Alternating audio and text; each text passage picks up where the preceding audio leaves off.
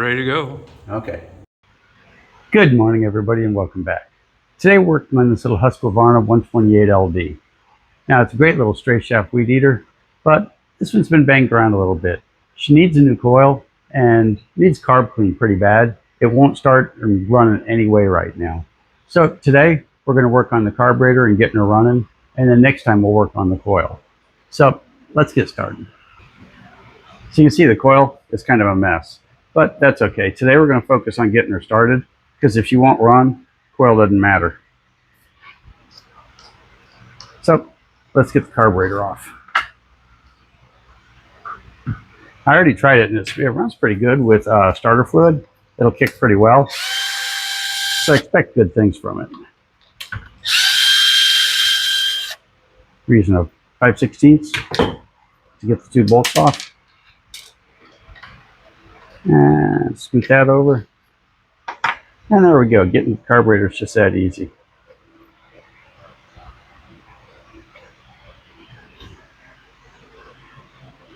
Let me scoot you in a little bit here. There you go. When you see the throttle cable goes over this, so you want to make sure you get it back the same way when you put it on. I see these occasionally where it's pulled down here, where it's off this little retainer, and then all of a sudden the throttle doesn't work. Okay, before we do the fuel lines, we're going to go ahead and let some air in the gas tank, and do that even if the tank is empty.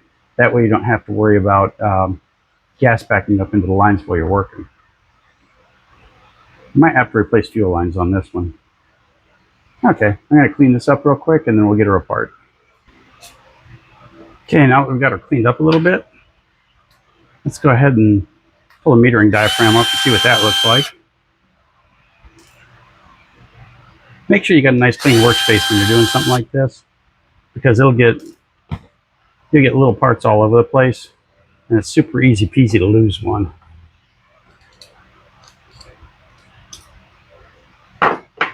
Okay, usually they fall right off. Sometimes they don't.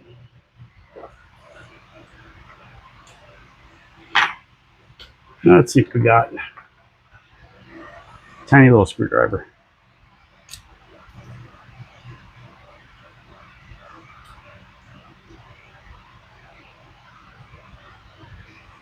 Oh,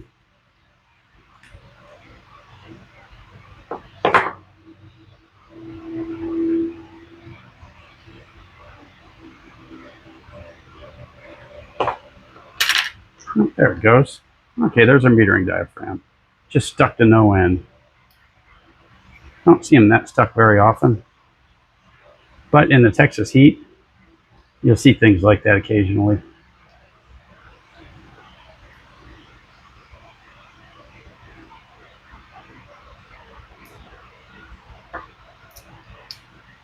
Well, if nothing else, it came off clean. Metering diaphragm looks, we'll call it okay. Doesn't look great, but it doesn't look that bad. Let's go over and look at our fuel gasket and see what that looks like.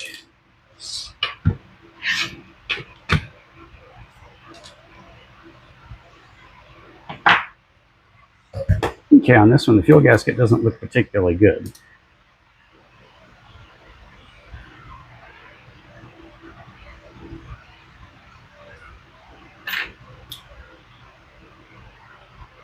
Okay, this is the gasket. This is just the gasket. This is the fuel gasket. See that little bubble right there? In a perfect world, that would be completely flat. So that's definitely in bad shape. That looks really good. It's nice and clean. So it's possible all this needs is a fuel gasket and she's good to go. We will put a new metering diaphragm on it just because we got it apart. And I'm going to run this part through the cleaner, and then we'll check the flow through the needle seat. Now, when we're cleaning the carburetor, we use our ultrasonic, and we go anywhere between 80 and 90% water, and the rest Pine Sol. Just plain old Pine Sol floor cleaner. It cuts grease, and it cuts grease on a carburetor just as well. Okay, she's been through the ride in the ultrasonic. Let's see what she looks like. And as expected, it looks brand new. Okay, here's the diaphragm that we're replacing with a little bubble in it. And I want to give you a fair warning, be super careful if you order these, because if you look at this, if you compare it to this one, they're almost identical, except this one hole right here. You see this is the correct one, this is the incorrect one, and that one hole will make all the difference in the world. So when you're ordering one, hold it up to the screen, compare them carefully, make sure you got the right one, or you'll put this in and you'll wonder why it doesn't work. Okay, let's get her back together. So we'll start out here. We'll do the metering diaphragm first. And since this got the little hook on it, we'll go on the guide plate. And with a little hook,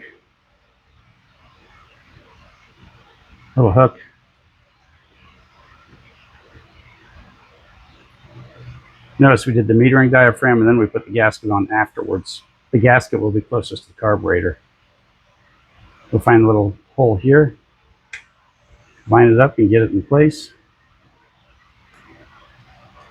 Now we get the screw started. And this can definitely be a little bit fiddly.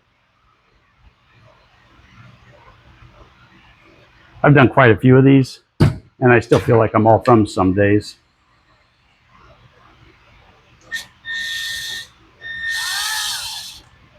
There we go, there's one. We just started it, we didn't tighten it. Now we'll snug that one down. We'll come back and snug this one down. Whoops, there we go.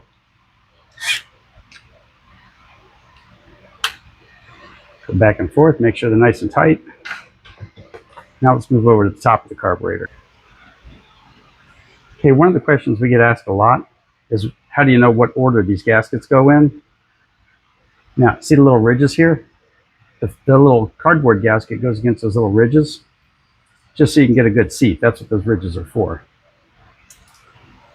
And then your little plastic fuel gasket goes on top like that. And when you're lucky, it falls right in place.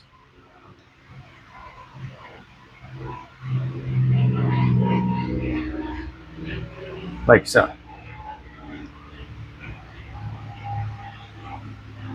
Okay, now what we're going to do is get a new primer bulb. That one looks good, but we'll put a new one on.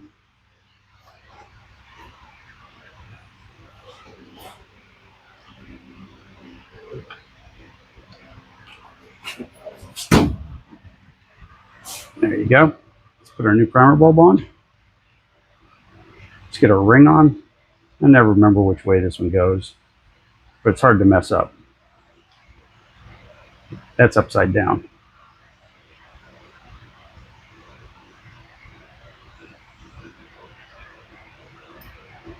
And there we go. Now make sure your primer seats in good. And make sure these screws are snugged evenly, because if they're not, then it won't prime gas.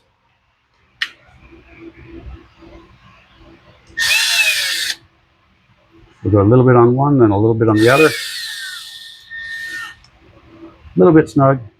And keep in mind, I don't know if I've said this before or not, but you can buy this carburetor for about 15 bucks, and you're going to spend 6 or 7 bucks on a decent gasket set. So there you go. If you buy a carburetor, you just take it off, toss it on, and you're done. So now let's go to the fuel lines. So we're doing the fuel lines first before we put the carburetor back on, because we've got a lot more access, and it just makes it a lot easier to do.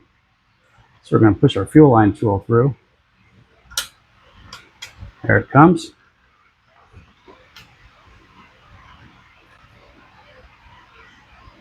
And we're going to taper the fuel lines nicely. Hook it on. And just pull it back through.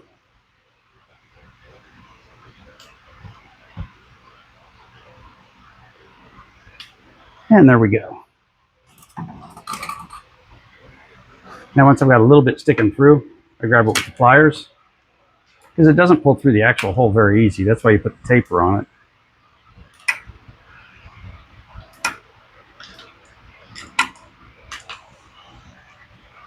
And make sure you leave yourself a ton of slack on these. And now that we got a little slack, we'll do this.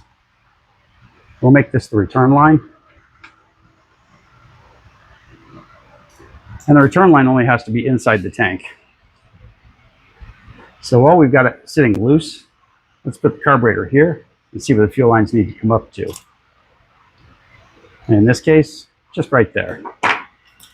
So we'll leave ourselves just a touch of slack, cut the line, and get ready for the next one.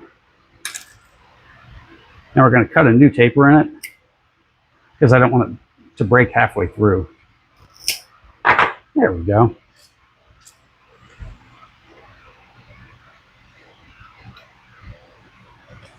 And if you're watching this, you can see it's a whole lot easier with the carburetor not in the way. We'd be going through the side of the carburetor right now. Now, before you pull this one through, you put the fuel filter on it now. Let me find one.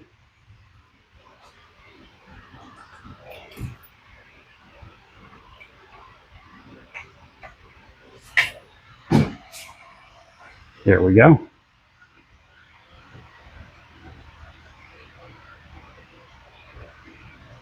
It's just a lot easier to put on now than it will be later. And I see it sticking through again. We'll grab it with the pliers, give it a tug, give it a couple of tugs.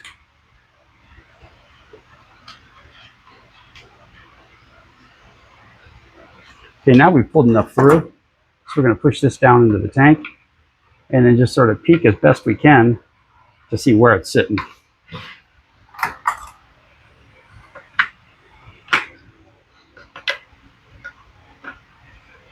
I'm going to scoot you out of the way so I can peek.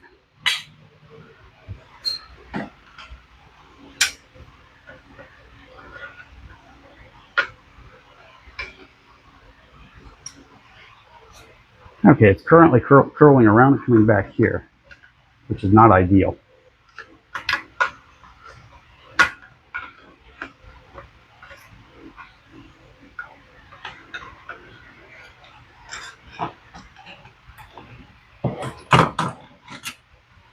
Use the long curvy pliers to push around the corner.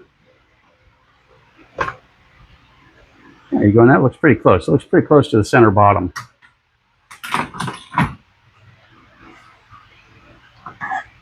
And we'll pull this one up one more scooch. And we're going to cut it. And now we're just going to push these out of the way for the moment and put the carburetor back on.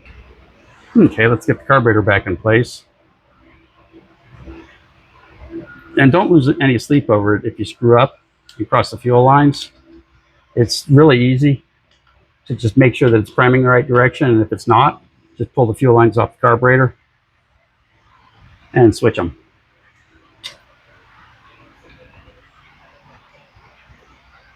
This time we can say confidently we know where they go.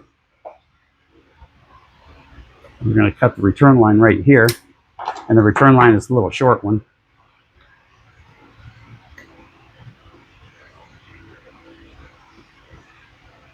You want to make sure the fuel lines have a nice gentle curve. You don't want any sharp edges, or they'll never work correctly. Now let's find the other one and go right about there.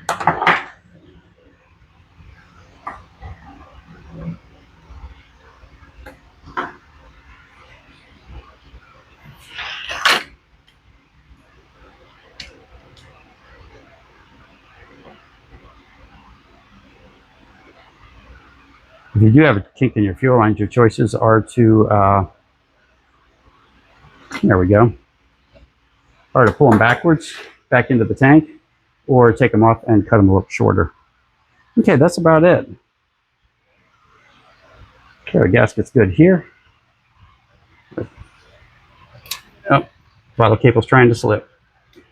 There we go. And take your time, make sure you don't miss anything, because there's nothing worse than having to take it apart because you missed something obvious.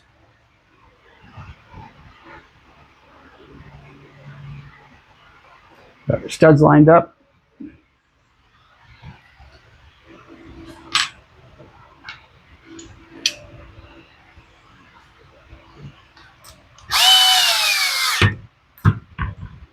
There's one, not too tight. There's another one, not too tight. Now snug it up. We'll go back and snug this one up.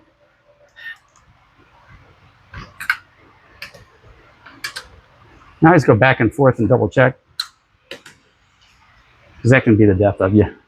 Okay. And lots of people ask what this is and where I got it. This will come if you order a carburetor or if you order a fuel line, if you just search and search when you're ordering fuel line. Okay, let's give her a run. Now I'm expecting this thing to start right up, and it shouldn't need any adjustments because we did a rebuild rather than a replace. If you replaced it, you'd want to adjust it.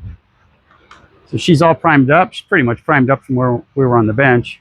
Choke's on full. Oh, I heard something. Choke's off.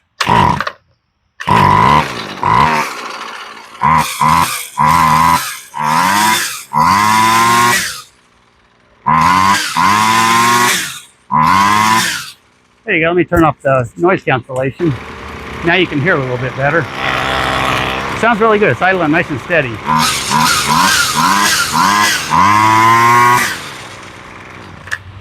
Sounds good. Now for me, I use the ultrasonic because I like it better than soaking it in carb cleaner overnight. So that's an optional step. But the rest of it, everybody could do that any place with just simple basic tools. So if you replace the carburetor with a new one, it's going to cost you 12 to 15 bucks. Don't worry about getting a Chinese carburetor. That's a Chinese carburetor on it right out of the factory. So all you new people out there, if you made it this far, you might as well subscribe. It's free, and it really is what we work for. So thanks for watching, and we'll see you next time.